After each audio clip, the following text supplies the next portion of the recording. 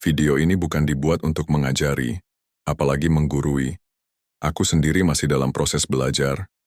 Justru lewat video ini, aku pengen ngajak kalian semua buat belajar bareng-bareng. Jadi, kalau ada yang kurang atau keliru, yuk saling ngingetin dengan cara yang baik. Kita sama-sama belajar, sama-sama tumbuh. Kalau kamu suka video ini,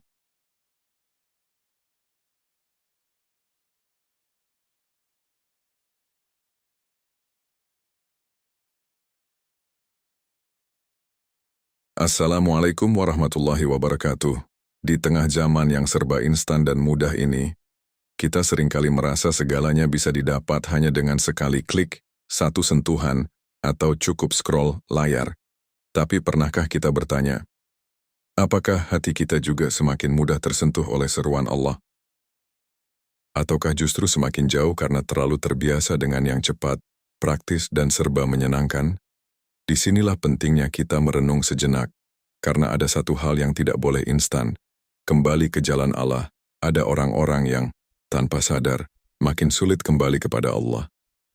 Bukan karena Allah menutup jalan, tapi karena mereka sendiri yang terus menjauh. Mereka terseret arus zaman, terlena kenyamanan dan akhirnya tidak lagi merasa butuh hidayah.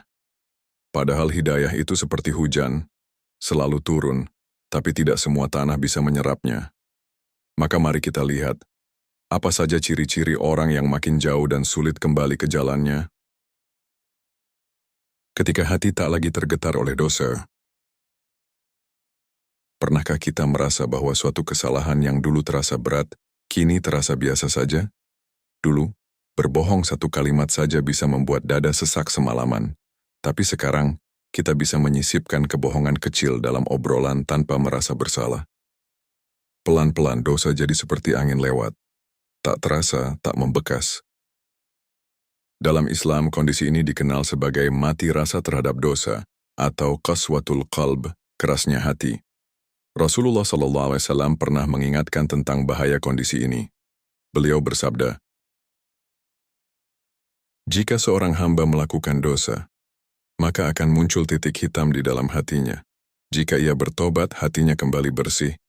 Tapi jika ia terus melakukannya, titik hitam itu akan bertambah hingga menutupi seluruh hatinya." Inilah yang Allah maksud dalam firman-Nya.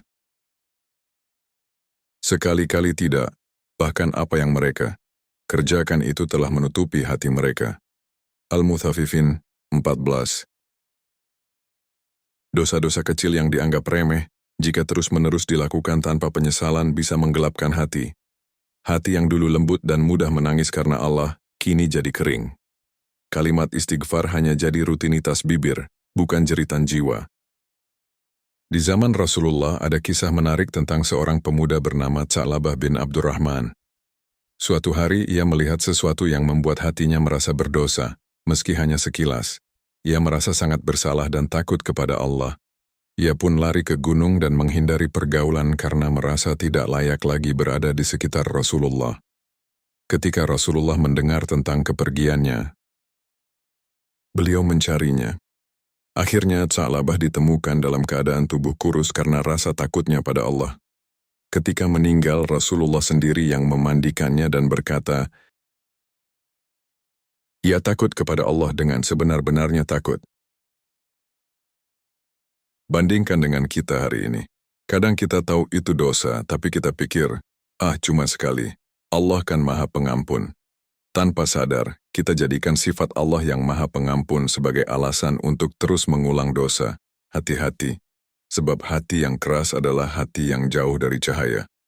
Ibnu Qayyim rahimahullah pernah berkata, di antara tanda matinya hati adalah tidak merasa berdosa ketika berbuat dosa. Lalu bagaimana agar hati kembali hidup?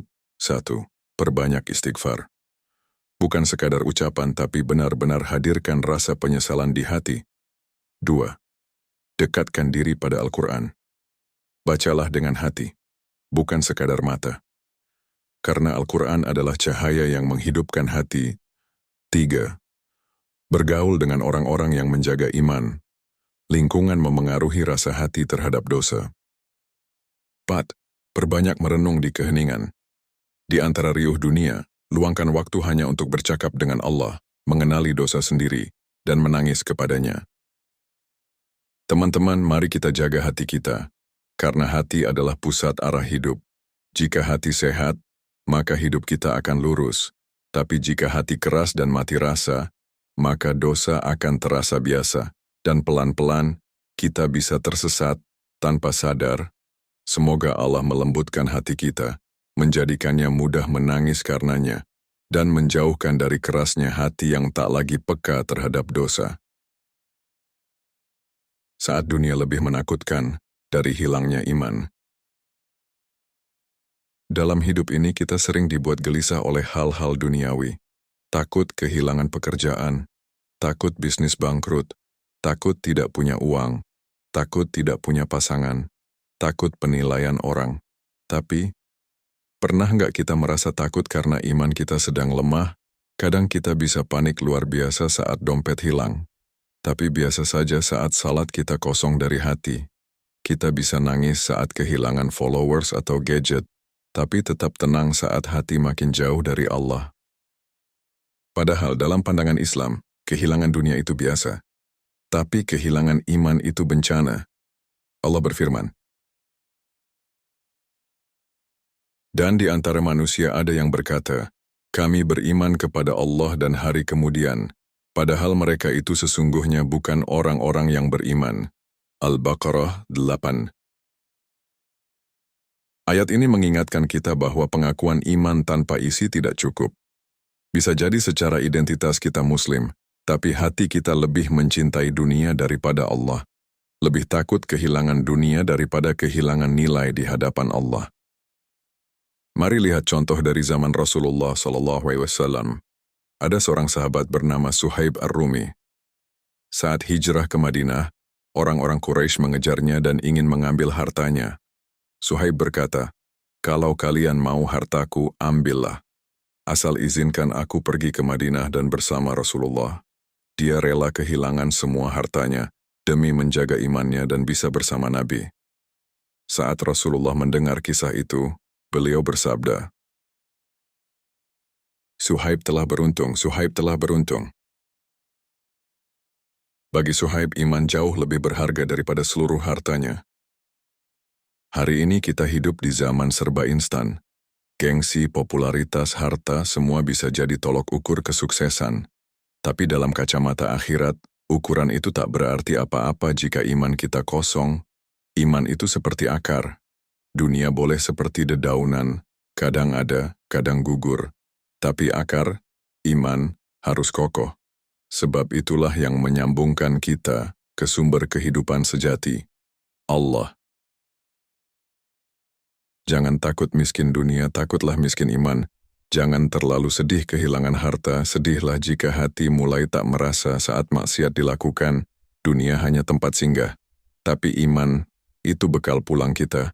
Mari terus jaga iman meski sederhana. Sekecil apapun amal, jika lahir dari iman yang tulus, Allah tak akan menyia-nyiakannya. Barang siapa mengerjakan amal saleh, baik laki-laki maupun perempuan, dalam keadaan beriman, maka sesungguhnya akan kami berikan kepadanya kehidupan yang baik. An-Nahl 97. Ketika waktu bukan lagi ladang tapi alasan, pernah nggak kita bilang begini, "Maaf ya belum sempat baca Quran, sibuk banget akhir-akhir ini." Atau, "Pengen bantu sih, tapi waktunya belum pas." Padahal, kalau kita jujur, kadang kita bukan nggak punya waktu, tapi nggak menjadikan waktu itu sebagai ladang amal. Dalam Islam, waktu bukan cuma detik yang berlalu, tapi ladang subur yang setiap momennya bisa kita tanami pahala. Rasulullah SAW bersabda, "Dua kenikmatan yang banyak manusia tertipu karenanya, kesehatan dan waktu luang." Banyak dari kita menganggap waktu sebagai pembenaran untuk menunda amal, bukan peluang untuk memperbanyak bekal akhirat. Bayangkan saat perang Khandak, para sahabat menggali parit dengan kondisi lapar luar biasa. Tapi mereka tetap menjadikan waktu itu sebagai ladang amal. Rasulullah SAW bahkan ikut menggali bersama mereka. Bayangkan Nabi, pemimpin umat, tetap menggunakan waktunya untuk bekerja dan menyemangati pasukan. Padahal kalau kita di posisi beliau, mungkin kita akan bilang, saya fokus strategi dulu, ya. Atau lihat kisah sahabat Mu'adz bin Jabal. Waktu dikirim Nabi ke Yaman sebagai da'i, beliau tidak berkata, saya belum siap, waktunya belum tepat, tapi langsung berangkat dengan misi menyampaikan Islam. Waktu adalah peluang, bukan penghalang. Allah juga mengingatkan kita dalam Al-Quran. Demi masa, sungguh manusia itu benar-benar dalam kerugian kecuali orang-orang yang beriman, mengerjakan amal saleh, dan saling menasihati dalam kebenaran dan kesabaran. Al-Ashr 1-3. Coba renungkan, apa kita benar-benar sibuk, atau sedang menyibukkan diri dengan hal-hal yang tidak mengarah ke akhirat? Kadang kita punya waktu berjam-jam scrolling media sosial, nonton, nongkrong. Tapi saat azan berkumandang, kita bilang, nanti dulu, belum sempat. Seakan waktu hanya tersedia untuk urusan dunia, dan amal akhirat harus menunggu waktu sisa. Padahal setiap detik adalah ladang. Bahkan tersenyum pun bisa menjadi ladang amal sebagaimana sabda Nabi. Senyummu kepada saudaramu adalah sedekah. Jadi yuk ubah cara pandang kita. Daripada menjadikan waktu sebagai alasan untuk tidak berbuat, mari menjadikannya peluang untuk menanam kebaikan, sekecil apapun itu. Karena kita nggak pernah tahu amal mana yang akan Allah angkat dan ridai. Karena waktu itu bukan musuh. Dia adalah ladang. Tapi ladang itu akan kering jika tak ditanami. Saat hati merasa sudah tahu semuanya. Pernah nggak sih kita merasa, aku udah tahu itu, nggak perlu nasihat lagi deh. Atau, ilmu itu udah sering banget dibahas. Udah paham, tanpa sadar kita menutup pintu ilmu. Kita menolak nasihat yang seharusnya menjadi cermin hati. Bukan karena kita benar-benar tahu, tapi karena hati kita mulai merasa cukup. Merasa nggak butuh, padahal dalam Islam, merasa tidak butuh ilmu atau nasihat adalah tanda hati yang sedang bermasalah. Allah berfirman,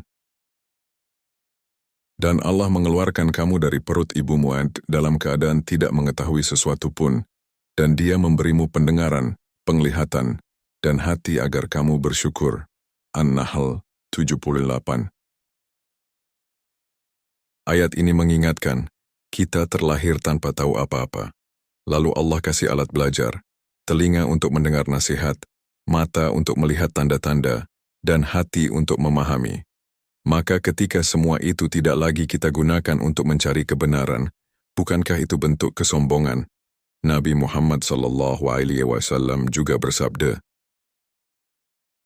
barang siapa yang menempuh jalan untuk mencari ilmu maka Allah akan mudahkan baginya jalan menuju surga. Perhatikan, bahkan jalan menuju surga pun dimulai dengan niat mencari ilmu. Bukan ilmu tinggi saja, tapi juga nasihat harian, pengingat sederhana, bahkan kalimat-kalimat yang mungkin terasa ringan tapi menyentuh hati. Ada kisah menarik tentang seorang sahabat, Abu Dzar Al-Ghifari.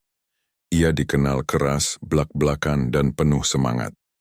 Tapi suatu hari Rasulullah SAW menasihatinya karena ia menganggap rendah seorang sahabat lain yang berkulit hitam.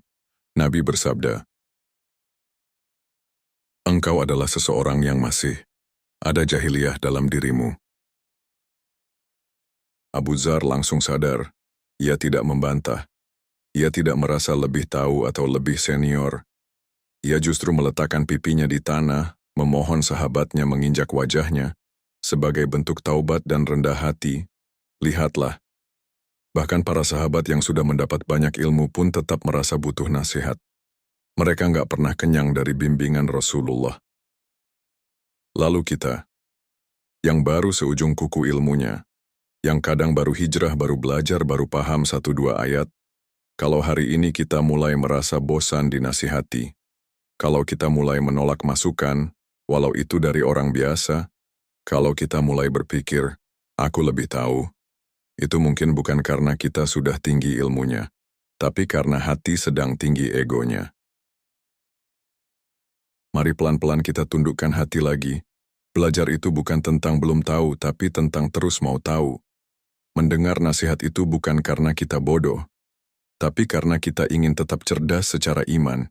Karena hati yang hidup adalah hati yang selalu ingin dibersihkan, salah satunya lewat nasihat. Semoga Allah lembutkan hati kita agar tetap haus ilmu dan tidak menutup diri dari kebaikan, walau datang dalam bentuk yang sederhana. Logika dan teknologi tak menggantikan doa dan takdir. Kita hidup di zaman di mana hampir semua bisa dihitung, direncanakan, diprediksi. Teknologi menjanjikan efisiensi. Logika menawarkan kejelasan. Rasanya cukup dengan keduanya. Hidup bisa aman terkendali. Tapi, benarkah seperti itu? Mari kita duduk sejenak. Tenangkan pikiran. Lihat kehidupan ini dari sisi yang lebih dalam. Di zaman Nabi Muhammad SAW, ada seseorang yang bertanya, "Wahai Rasulullah, aku lepaskan untaku lalu aku bertawakal kepada Allah, atau aku ikat dulu lalu bertawakal?" Rasulullah menjawab dengan bijak, "Ikatlah untamu lalu bertawakallah." Subhanallah.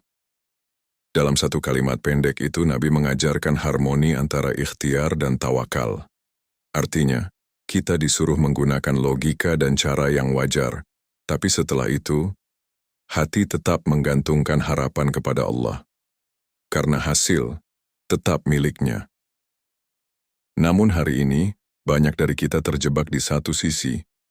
Kita bangun bisnis dengan strategi terbaik, pasang iklan dengan algoritma canggih, riset pasar pakai AI, analisis data sampai detail. Tapi, kadang lupa berdoa. Kita siapkan perjalanan pakai Google Maps, info cuaca, dan rute tercepat. Tapi lupa berucap bismillah sebelum jalan. Kita konsultasi ke dokter, pakai obat paling modern, tapi lupa mengangkat tangan minta kesembuhan pada yang Maha Menyembuhkan. Itulah yang pelan-pelan menjauhkan hati kita dari Allah. Seolah logika dan teknologi bisa menjamin segalanya. Padahal, dan tidaklah kamu menghendaki sesuatu, kecuali jika Allah menghendakinya. At-Takwir 29. Contoh lain datang dari Perang Hunain. Saat itu kaum muslimin sangat banyak jumlahnya. Sampai sebagian merasa yakin, kali ini pasti menang. Namun apa yang terjadi? Allah berfirman, "Dan pada hari Hunain ketika jumlahmu yang banyak itu membuat kamu bangga, tetapi itu tidak berguna sedikit pun bagimu." At-Taubah 25. Pasukan muslim sempat goyah di awal. Kenapa? Karena mulai bergantung pada jumlah. Bukan pada doa. Bukan pada takdir. Akhirnya kemenangan baru datang saat hati kembali tunduk dan berserah kepada Allah. Logika dan teknologi itu anugerah, tapi bukan segalanya. Mereka bisa jadi alat, tapi bukan penentu. Doa dan tawakal tetaplah ruh dari ikhtiar kita, karena pada akhirnya kita hidup di bawah takdir Allah. Jadi, yuk tetap belajar dan berusaha pakai ilmu terbaik, tapi jangan lupa seimbangkan dengan doa yang khusyuk dan hati yang pasrah.